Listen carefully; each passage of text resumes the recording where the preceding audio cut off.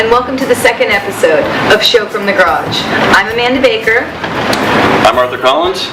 And I'm Eric Vasbinder. So what do we got going on this week, Arthur? This week we've got a great piece on a local songwriter, Brenda Rider from Youngstown. Oh, she works with the Rock Children's Choir. Yes, and she does a lot of other songs for local celebrities. She did a song about Kelly Pavlik. She did a song about Mark Dan. And what was the other one, Josh? It was called Dumb as Dylan, about a local heist gone wrong. That's right, she's hilarious. I've heard her stuff on the radio. Mm-hmm. Is that what the entire episode this week's about? Yes, that and a singer from Struthers who came up here from Nashville to record with her. They actually co-wrote one of the songs that we're going to feature in the piece. And Mike Talanca, who runs Toontown Studios out in Newton Falls. And I also want to say my good buddy Andy Parsons came up and helped shoot this particular episode, so I want to thank him. Sounds like a really great show. Okay, check it out. Let's check it out.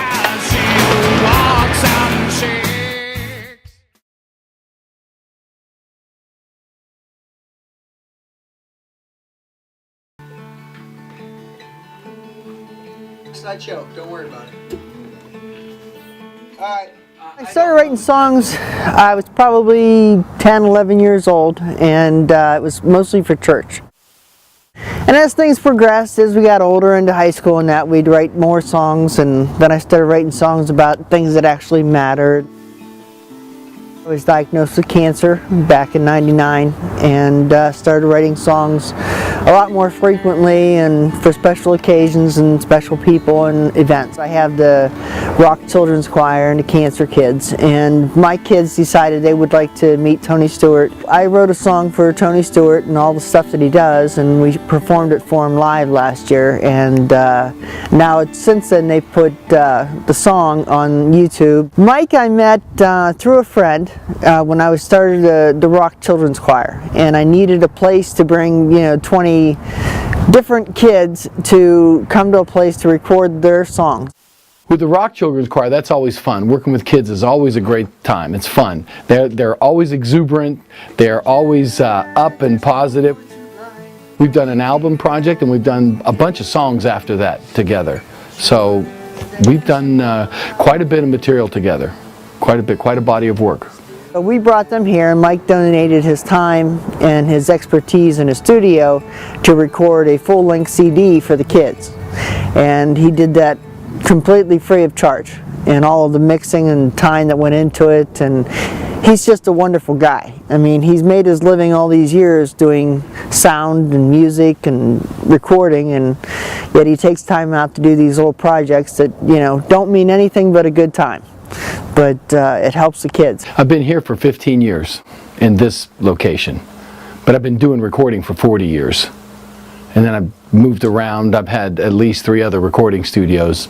This is probably going to be one of the last ones, quite possibly, that I'll have. It's enough. I wrote the Kelly Pavlik song, The Ghost, and we recorded it here at Toontown. And then after that, it was just doing funny songs for the different things that happened satirically with Mark Dan and his fall from grace. And then the Dumb as Dylan song came out of the armed robbery that happened at one Black Friday a few years ago. I met Tommy through a friend, Shar, that she worked with me on our first projects with the kids, and she goes, "You got to hear this kid.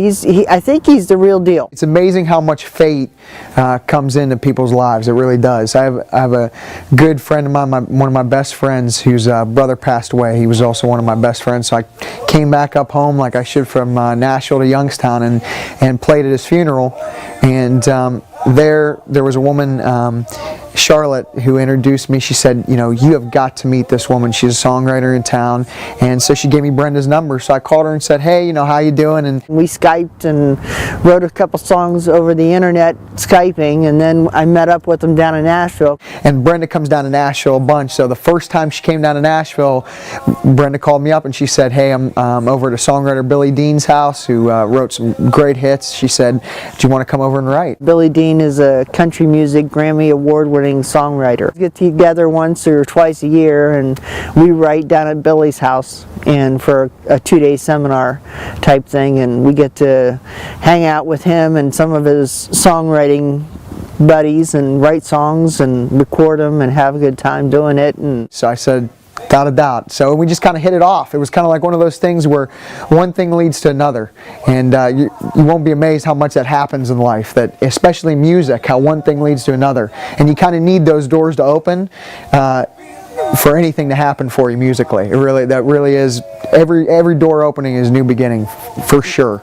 he came to Billy Dean's house and we spent the day writing songs, and that's what we're recording here today, is Big Boots to Fill. I saw a picture of a little boy in his dad's cowboy boots, and he said it was big boots to fill. And I said, I've heard big shoes to fill, never big boots. So I called up Brenda and I Skyped with her, and I said, I got this great idea for a song, Big Boots to Fill. And we kind of played it off, and then when she was in Nashville, she called me and I said, well, what do you want to write? And she said, well, I've been thinking about doing this song for the Pro Bull Riding Association. A song for the cowboys that used to, and still do, the cattle ranching and all that kind of stuff. And it's become more of a sport than it is a work. But, you know, back in the 1700s, that's how it was all done, was just by, you know, cattle roping and herding the cattle and the horses and all that kind of stuff.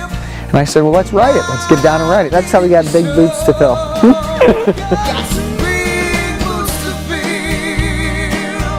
When the world spins, keep your head sticking.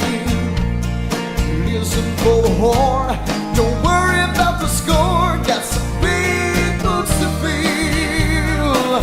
You got some big boots to fill. We used to do this just to play our big heels. It was a way of life, so boy, treat it right. Big boots to fill. It doesn't matter which shadow you pick, each round will have you thrown off real quick.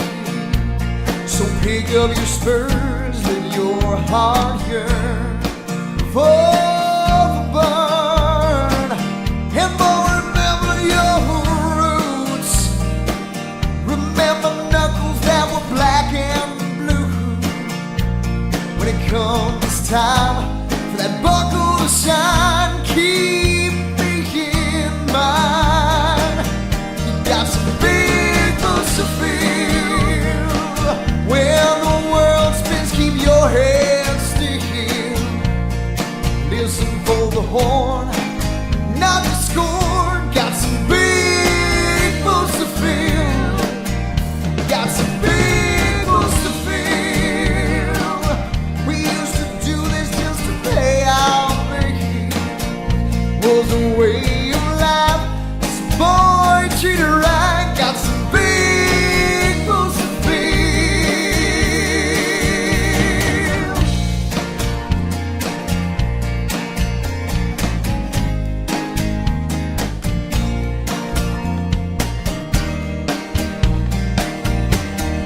Big boots to fill.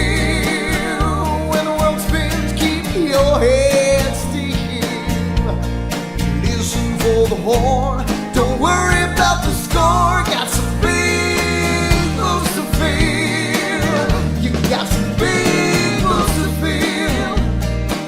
We used to do this just to pay our bills. It was a way of life, so boy, treat it right. Got some big boots to fill. buddy. Hey, Dave, that's a wrap. You want to do the next one? It's just kind of neat to hear your stuff up on stage done by somebody else, which is, I don't know, just kind of, for a songwriter, it's what you always hope for, you know, is that somebody likes what you do.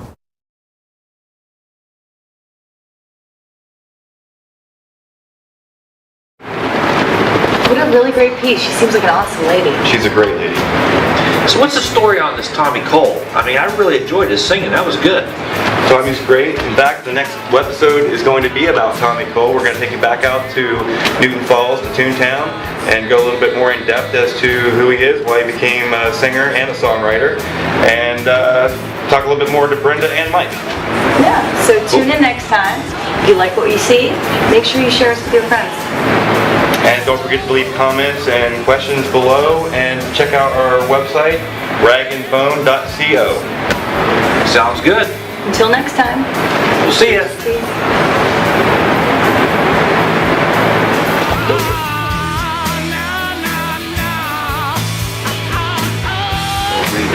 Just didn't do anything wrong. Stop. Okay, you want to do it one more time? No, I mean, I love it. You got the show rolling? I'll do one more? Well, I really like that one. I think that they... Well, I mean, Yeah, that's it. I like that. Zoom in right out of there. Play it for me, Glenn. When you play it.